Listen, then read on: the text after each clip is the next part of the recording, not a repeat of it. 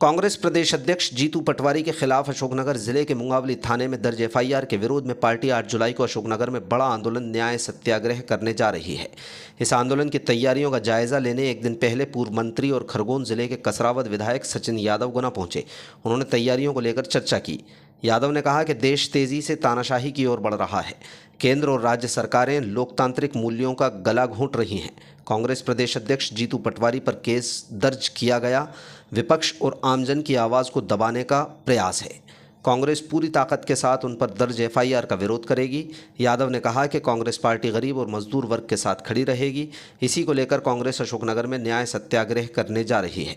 सचिन यादव ने बताया कि कांग्रेस सच के लिए लड़ रही है। सरकार कोई भी कदम उठाए उसकी परवाह नहीं है। कांग्रेस जनता की आवाज़ उठाने की भूमिका का काम करती रहेगी। सरकार कितनी भी कोशिशें कर ले, आवाज़ नहीं दबा पाएगी। कांग्रेस की भूमिका हमेशा गरीब और दुखी लोगों की आवाज़ सरकार तक पहुँचाने का प्रयास करेगी।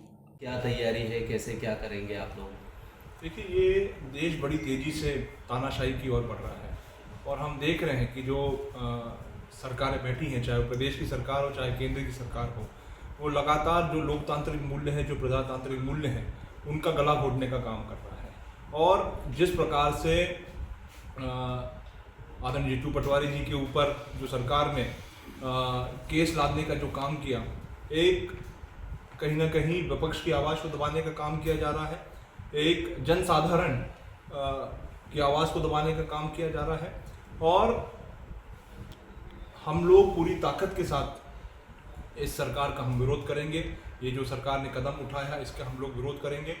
और जब जब एक जनसामान्य की, एक साधारण व्यक्ति की आवाज़ को उठाने का समय आएगा, विपक्ष अपनी भूमिका निभाने का काम करेगी। कांग्रेस पार्टी उस गरीब उन मजलूम के साथ में खड़ी रहेगी और जब तक खड़ी रहेगी जब तक उसको न्याय नहीं मिल जाता। यदि जीतू पटवारी जी को वहाँ पर गिरफ्तार किया जाता है तो उस स्थिति में कांग्रेस का क्या रुख रहेगा? देखिए, सरकार किसी भी प्रकार का कोई भी कदम उठाए, हमें उसकी परवाह नहीं है। हम यहाँ पर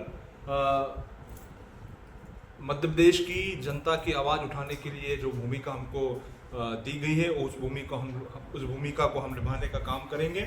और सरकार कितने भी प्रयास कर ले, कितने भी जतन कर ले, कितने भी कोशिशें कर ले, हमारी आवाज़ को सरकार नहीं दबा पाएगी। और हम लोग हमेशा कांग्रेस की जो हमेशा भूमिका रही है, गरीब और जो दुखी लोग हैं, जो अंतिम पंक्ति में खड़े हुए लोग हैं, जिनकी आवाज़ को सरकार नहीं सुन रही है, उसकी आवाज़ को सरकार के कानों तक पहुंचाने का काम हमारी कांग्रेस पार्टी लगातार करती है। पुलिस का ये कहना है कि जो एफआईआर की गई है वो न्याय के शपथ पत्र के आधार पर की गई है और उसने ये कबूल किया है कि वो उससे ज़बरदस्ती बयान दिलवाया गया है, जबकि कांग्रेस का ये कहना है कि ये उस पर दबाव डालकर ऐसा कार्य किया गया है। इसके बारे में क्या कहना है? देखिए, निश्चित रूप से हम लगातार देख रही है, कोई पहली घटना नहीं, इससे पहले भी कई ऐसी घटनाएं घटी हैं जहां पर जो पीड़ित व्यक्ति होता है, उस पीड़ित व्यक्ति के ऊपर शासन और प्रशासन का इतना दबाव होता है और उस शासन प्रशासन के दबाव में जो उसकी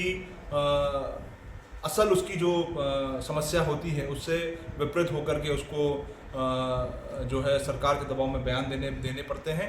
लेकिन जो वास्तविकता है वो ना पहले कभी छिपी थी और ना ही आगे कभी भविष्य में। आपका ये कहना है कि कांग्रेस जीतू पटवारी पर गलत एफआईआर की गई है और झूठी है? देखिए, निश्चित रूप से झूठी एफआईआर है, गलत एफआईआर है।